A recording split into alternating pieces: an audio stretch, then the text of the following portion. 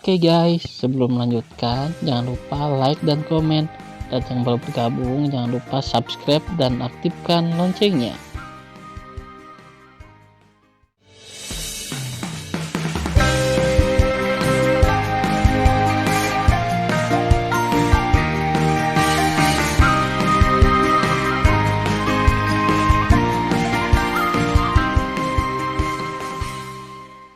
Episode 27. Melanjutkan cerita sebelumnya. Pada saat ini, Baiswanyi berkata dengan penasaran, "Saudara bela diri yang lebih tua, bukan rahasia lagi bahwa leluhur saya dirasuki oleh kejahatan, tidak hanya di dunia Dewa Hongmeng, tetapi juga dalam dunia Chaos dan dunia Siyuan. Anda tidak tahu." Batuk, Tan Yun menahan amarahnya dan tersenyum canggung, "Aku bodoh." Sambil berbicara, Tan Yun melambaikan tangan kanannya. Dalam tas eliksir yang tergantung di pinggangnya, rumput dewa setinggi kaki dengan 9 daun terbang keluar. Kemudian, rumput dewa setinggi 1 kaki 3 inci, tanpa daun dan hanya bunga merah cerah terbang keluar. Akhirnya, rumput dewa setinggi 2 kaki 2 inci dengan 6 daun terbang keluar. Apa ini? Baiswanyi cukup penasaran. Tan Yun menjelaskan, jenis pertama disebut rumput dewa pengumpul jiwa. Jika jiwa rusak, tidak peduli seberapa parahnya, Anda hanya perlu mengunyah dan memakannya secara langsung, dan itu akan pulih dalam 1 jam. Jenis kedua disebut bunga dewa yang haus darah. Setelah mengambil satu, darah dalam tubuh manusia akan mendidih, yang secara instan dapat meningkatkan kekuatannya sebesar 10%. Jenis ketiga disebut rumput dewa cerah, yang memiliki efek signifikan pada orang yang sekarat. Itu bisa membuat orang tetap hidup selama 7 atau 49 jam. Kamu bisa menyimpan ketiga jenis rumput ajaib ini di sisimu kapan saja. Jika kamu bisa menggunakannya suatu hari nanti, kamu bisa menggunakannya lagi. Mendengar pidato itu, Baiswanyi menatap mata yang indah. Anda benar-benar memberi saya rumput anti dewa yang begitu berharga. Yah, kata Tan Yun sambil tersenyum, ini dari kakek. Oh, ini hadiah dari kakak bela diri. Kakek, Baiswanyi bertanya, apa yang ingin kamu katakan? Kamu salah dengar, kapan aku mengucapkan kata, kakek? Tan Yun segera menyangkalnya dan hampir menyelipkan lidahnya. Oh, jawab Baiswanyi, singkirkan 3 rumput anti dewa dan berkata sambil tersenyum, terima kasih, kakak senior. Baiklah, ayo pergi, aku akan membawamu pergi. Tan Yun tersenyum dan membawa Baiswanyi keluar dari menara dewa ruang waktu dan muncul di halaman mansion. Saat ini, hanya ada Raja Bai Cheng di halaman. Tan Yun bertanya, di mana Raja Dewa tertinggi? Itu di luar istana. Raja Dewa Bai Cheng berkata dengan ekspresi serius, Yuner, kali ini Raja Dewa tertinggi tidak baik, tetapi Anda dapat yakin bahwa ada seorang lelaki di sini. Dia tidak berani melakukan apapun kepadamu. Ya, Tan Yun mengangguk dan bertanya, ya Tuhanku, apakah Raja Dewa tertinggi telah membawa semua yang aku inginkan? Bawa, kata Raja Dewa Bai Cheng. Hahaha, bagus. Dengan sumber pelatihan ini, saya dapat dengan cepat meningkatkan ranah saya. Tan Yun menekan kegembiraannya, dan Baiswanyi meninggalkan alam dewa elit bersama Raja Bai Cheng dan muncul di King di puncak Gunung Tianshan, tetapi melihat Raja Dewa tertinggi berkeliaran dengan cemas di luar istana dewa. Ayah, Baiswanyi memanggil. Anak perempuan ayah. Meskipun Baiswanyi bukan putrinya sendiri, dia masih menganggapnya sebagai putrinya sendiri.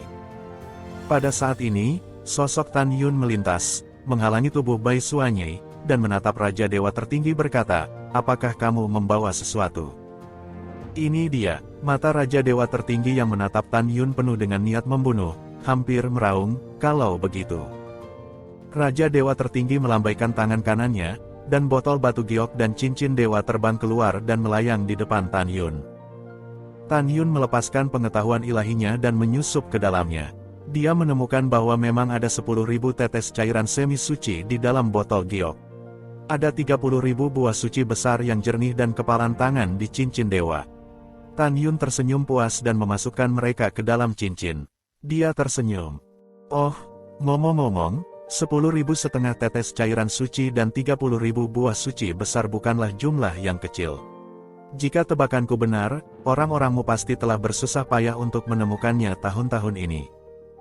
Mendengar pidato itu, Raja Dewa Tertinggi menjadi marah. Anak Jingyun, kamu. Tanpa menunggu kata-kata Raja Dewa Tertinggi, senyum Tan Yun tiba-tiba mengeras dan berkata dengan suara keras, apa yang kamu? Kamu tidak ingin aku mengirim seseorang untuk membunuhku. Katakan pada tuanku, tutup mulut. Dengan omelan, Raja Dewa Tertinggi segera tutup mulut, wajahnya sangat jelek. Tan Yun mencibir, saya mengatakan yang sebenarnya, jika Xuan Yi bukan demi adik perempuan saya, apakah Anda pikir Anda dapat menghentikan mulut saya dengan sumber daya kultivasi ini? Jadilah menarik, jangan beri aku ide lagi di masa depan. Yah, kamu tidak diterima di sini. Cepat pergi. Begitu dia mengatakan ini, wajah Raja Dewa Tertinggi memerah dan tubuh tuannya gemetar karena marah. Kakak bela diri yang lebih tua, berhenti bicara. Bai Xuan Yi berbisik, aku tahu ini salah ayahku. Tenang saja. Tan Yun menarik napas dalam-dalam dan berkata, baiklah, ayo pergi. Sampai jumpa lagi. Mendengar pidato itu, Bai Xuan Yi lewat di belakang Tan Yun dan mendatangi Raja Dewa Tertinggi. Ayah, ayo kembali. Oke, wajah Dewa Tertinggi memerah, membawa Bai Xuan Yi menjadi seberkas cahaya dan terbang ke gerbang tentara King Tian. Setelah terbang keluar dari kota tentara Optimus, Raja Dewa Tertinggi tidak bisa lagi menahan amarahnya. Dia sedang terburu-buru. Dia mendongak dan menyemburkan seteguk darah. Dia meraung dalam hatinya, aku sangat marah. Aku sangat marah. Raja Dewa ini telah berada di dunia dewa selama bertahun-tahun yang tak terhitung jumlahnya, dan tidak ada yang berani memperlakukan Raja Dewa ini seperti ini. Jingyun, kamu anak berbulu, tunggu Raja Dewa. Raja Dewa akan membunuhmu dan orang-orang di sekitarmu cepat atau lambat. Bai Xuan Yi berdiri di udara, buru-buru menepuk punggung Raja Dewa Tertinggi dan berkata dengan cemas, ayah, tolong tenang dan jangan marah. Dewa Tertinggi menyeka darah dari sudut mulutnya, memandang Bai Xuan Yi dan berkata dengan ramah, ayah, kamu tidak perlu khawatir. Selama ayah melihatmu baik-baik saja, ayah akan puas. Oh, ngomong-ngomong, bayi perempuan, apakah Jingyun menggertakmu? Mendengar pidato itu, Bai Xuan Yi menggelengkan kepalanya, ayah, dia tidak menggertak putrinya. Sebenarnya, kakak laki-lakiku tidak buruk. Ayah, bisakah kamu tidak mempermalukannya di masa depan? Raja Dewa Tertinggi berkata dengan suara yang dalam, tidak. Hal-hal lain sebagai seorang ayah bisa menjanjikanmu, tetapi masalah ini tidak bisa. Pada masa itu, dia berada di jurang para dewa yang ganas. Jika dia tidak kalah dengan saudara perempuan dan iparmu, apakah kamu pikir saudara perempuan dan iparmu masih bisa hidup sampai hari ini? Bai Xuan Yi tahu bahwa ayahnya marah, jadi dia tidak mengatakan apa-apa. Pada saat yang sama, kota tentara King Tian, puncak gunung King Tian. Tan Yun membungkuk sedikit dan berkata, Komandan, bisakah iblis asing menyerang dalam beberapa tahun terakhir? Tidak, Raja Bai Cheng berkata, hanya dalam perang sebelumnya, vitalitas iblis surgawi ekstrateritorial terluka parah, dan akan ada masa damai di masa depan. Tepat pada waktunya, pasukan keluarga baik kita dan 79 bawahan Raja Dewa lainnya juga dapat memanggil tentara ilahi baru. Yuner, kamu tidak perlu khawatir. Di masa depan, yakinlah dan berlatihlah. Aku akan memberitahumu jika ada yang salah. Tan Yun memeluk tinjunya dan berkata, ini sangat bagus. Aku akan kembali ke Jingfu dulu. Kemudian, Tan Yun kembali ke Jingfu. Di lantai pertama menara Dewa Ruang Waktu kelas atas, dia mengumpulkan orang-orang dan hewan, membagikan cairan semi suci dan buah suci besar kepada orang-orang dan hewan, kembali ke lantai 30, duduk bersila dan mulai bersiap untuk latihan pintu tertutup jangka panjang. Setelah menawarkan cairan semi suci, Tan Yun memurnikannya dan mulai melahap Dewa Yuan surga dan bumi dengan gila-gilaan. Setelah 11 juta tahun di menara, Tan Yun merasakan penghalang dewa kelas 5 semi suci dan mulai melahap Dewa Yuan surga dan bumi dengan seluruh kekuatannya. Dia berguling ke kolam roh di tengah alisnya dan mengubahnya menjadi cairan kekuatan suci yang berkilauan.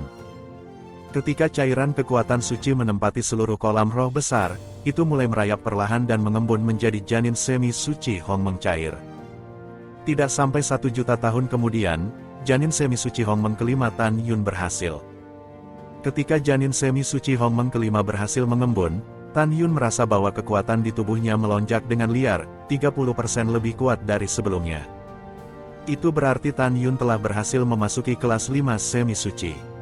Dalam 14 juta tahun berikutnya, Tan Yun duduk di menara dengan lutut disilangkan seperti batu, memadatkan janin semi suci Hongmeng ke-6, dan dipromosikan ke semi suci kelas 6. Selanjutnya, butuh 17 juta tahun lagi untuk dipromosikan menjadi dewa kelas 7 semi suci.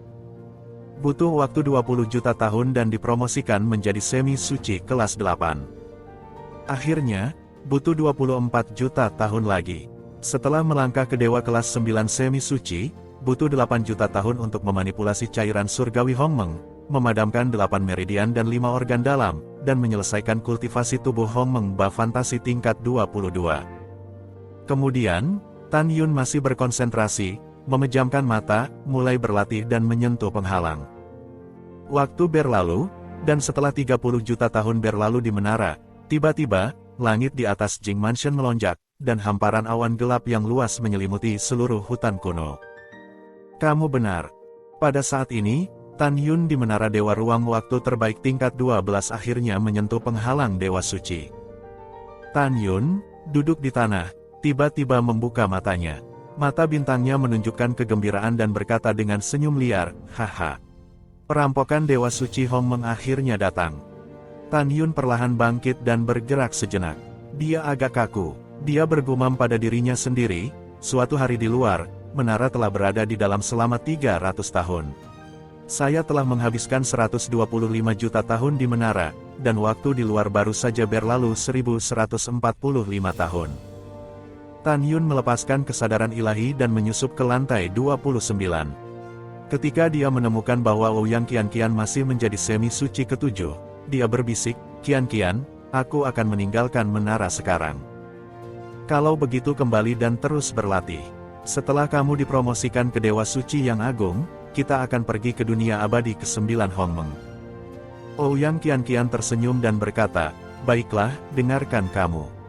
Anak baik. Tan Yun tersenyum dan menghilang dari menara Dewa Ruang Waktu. Saat berikutnya, Tan Yun, berpakaian ungu, berubah menjadi seberkas cahaya dan meledak ke langit. Ketika dia terbang ke pintu keluar dari alam surgawi elit, dia mengeluarkan tokennya, membuka pintu alam surgawi dan terbang keluar. Ketika dia digantung di puncak Gunung Qingtian, awan gelap di langit berkumpul dengan cepat dan menyelimuti kota tentara Qingtian yang luas. Untuk sesaat, kota tentara Qingtian jatuh ke dalam kegelapan tanpa akhir. Saat ini, di rumah Raja Dewa Bai Cheng merasakan penglihatan langit dan bumi. Dia terbang keluar rumah dan menemukan bahwa Tan Yun sedang berdiri di atas puncak. Yuner, kamu akan melewati perampokan. Raja Ilahi Bai Cheng menatap, dan matanya yang keruh menunjukkan warna terkejut. Ya, Komandan, Tan Yun tersenyum. Ya Tuhan. Raja Dewa Boceng berseru, ini baru lebih dari 1100 tahun. Anda tidak hanya dipromosikan dari Dewa kelas 4 semi suci ke ranah Dewa semi suci kelas 9, tetapi juga menyentuh penghalang ranah Dewa Suci. Monster, itu benar-benar monster.